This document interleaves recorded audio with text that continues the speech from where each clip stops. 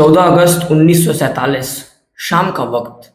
दिल्ली की हवा में एक अजीब सा कंपन था, जैसे शहर ने एक लंबी सांस अंदर खींच ली हो और अब उसे आधी रात को छोड़ने वाला हो। लाल किला, इंडिया गेट, संसद भवन, हर जगह रोशनी की लड़ियां सज चुकी थी। बाजारों में भीड़ थी, लोग तिरंगे के बैज और झंडियां खरीद रहे थे।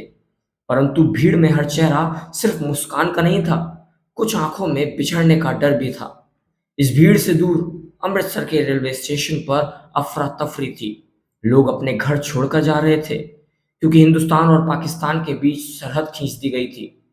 एक माँ अपने बच्चे को सीने से चिपकाए रो रही थी। बेटा, बस एक रात की बात है, कल हम अपने घर होंगे। लेकिन वो घर अब हमेशा के लिए छूट चुका था। दिल्ली में 65 वर्षीय रामनाथ जी अपने आंगन में बैठे अपने बेटों को कहानियां सुना रहे थे। बेटा, जब 1920 में असहयोग आंदोलन हुआ, तब मैं जेल में था। ये आजादी ऐसे ही नहीं मिली। आज की रात को याद रखना, ये हमारा इतिहास है। उनकी आंखों में चमक थी, लेकिन दिल में डर था, कहीं ये सपना अधूरा न रह जाए। रात के 9 बजे दिल्ली की सड़कों पर भीड़ और बढ़ गई। लोग पटाखे और ढोल लेकर निकल पड़े। कुछ लोग नारे लगा रहे थे, अंग्रेजों भारत छोड़ो, भारत माता की जय। लेकिन भीड़ में कई ऐसे चेहरे भी थे जो चुप थे, बस देख रहे थे। शायद वो अब भी यकीन नहीं कर पा रहे थे कि ये सच है। वहीं लाहौर की गलियों में हालात बिल्कुल अलग थे। दंगे की आग अब भी सुलग रही थी। कई घर जल चुके थे और लोग, चाहे हिंदू हों या मुसलमान, सिर्फ अपनी जान बचाने में लगे थे। एक जगह एक बूढ़ा किसान अपनी मिट्टी को मुट्ठी में लेकर कह रहा था, ये मेरी जमीन है, मैं इसे छोड़कर कहाँ जाऊं। लेकिन हालात ने उसे मजबूर कर दिया। इस दौरान महात्मा गांधी दिल्ली में नहीं थे, वो कलकत्ता में दंगों के बीच एक छोटे से कमरे में उपवास कर रहे थे।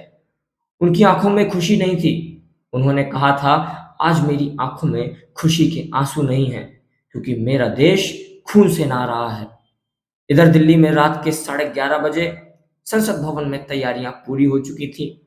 कमरे में रोशनी और सन्नाटा दोनों एक साथ मौजूद थे। हर चेहरा गंभीर था, क्योंकि आजादी का ऐलान कुछ ही पलों में होने वाला था। रात के 11:59 संविधान सभा में पंडित जवाहरलाल नेहरू खड़े हुए। उन्होंने धीरे धीरे अपना भाषण शुरू किया। At the stroke of the midnight hour, when the world sleeps, India will awake to life and freedom. ये शब्द सुनते ही सभा में मौजूद हर व्यक्ति के रोंगटे खड़े हो गए। घड़ी की सुइयां 12 पर पहुंची और पूरी दुनिया के नक्शे में एक नए देश ने जन्म लिया, हिंदुस्तान, भारत और इंडिया। बाहर सड़कों पर हजारों लोग एक साथ चिल्लाए, जय हिंद। ढोल, नगाड़े, पटाखे। लेकिन इन सब के बीच कई घर अब भी खामोश थे, क्योंकि उन्होंने आजादी से पहले ही दंगों में अपनों को खो दिया। 15 अगस्त 1947 की सुबह दिल्ली का आसमान साफ था, सूरज जैसे कुछ ज्यादा ही चमकदार था। लाल किले की ओर जाने वाली सड़कों पर लोगों का सैलाब उमड़ पड़ा था। किसी ने सफेद कुर्ता पहना, किसी ने धोती, और कई मजदूर सीधे अपने काम से ही चले आए।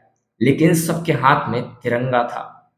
जब पंडित नेहरू ने लाल किले की प्राचीर पर तिरंगा लहराया, तो भीड़ में मौजूद एक बूढ़ा सैनिक रो पड़ा। उसने पास खड़े लड़के से कहा, बेटा, मैंने अंग्रेजों के खिलाफ लड़ाई लड़ी थी, आज मेरी जीत का दिन है। देश के अलग अलग हिस्सों में भी जश्न था। गांवों में ढोल नगाड़े, शहरों में परेड और मंदिर, मस्जिद, गुरुद्वारों में प्रार्थना। कहीं लोग मिठाई बांट रहे थे, कहीं बच्चे हाथ में झंडा लेकर दौड़ रहे थे। लेकिन सरहद पर अब भी भीड़ थी। लोग नए मुल्क की तरफ जा रहे थे। उनकी आंखों में सवाल था, क्या ये आजादी हमारे लिए है? उस दिन आजादी के दो चेहरे थे, एक जश्न मनाता हुआ रंग बिरंगा और खुशहाल चेहरा, दूसरा आंसुओं में डूबा बिछड़ते सपनों का चेहरा। दिल्ली में एक पिता अपने बेटे से कह रहा था, बेटा, तिरंगा सिर्फ कपड़े का टुकड़ा नहीं है, इसमें हमारे पूर्वजों का लहू है। और उसी समय सीमा पार एक बच्चा अपने पिता से पूछ रहा था, अब हम कहाँ रहेंगे? आजादी हमें तोहफे से नहीं मिली, ये करोड़ों लोगों के संघर्ष, बलिदान और सपनों का नतीजा थी। आज हम खुली हवा में सांस लेते हैं, बोलते हैं, जीते हैं, क्योंकि किसी ने हमें यह अधिकार दिया नहीं, हमने इसे छीन कर हासिल किया है। इसलिए हर 15 अगस्त को सिर्फ झंडा ना लहराइए, अपने दिल में ये वादा कीजिए कि इस देश की आज़ादी, इसकी इज्जत और इसकी एकता किसी भी कीमत पर टूटने नहीं देंगे। जय हिंद, जय भारत।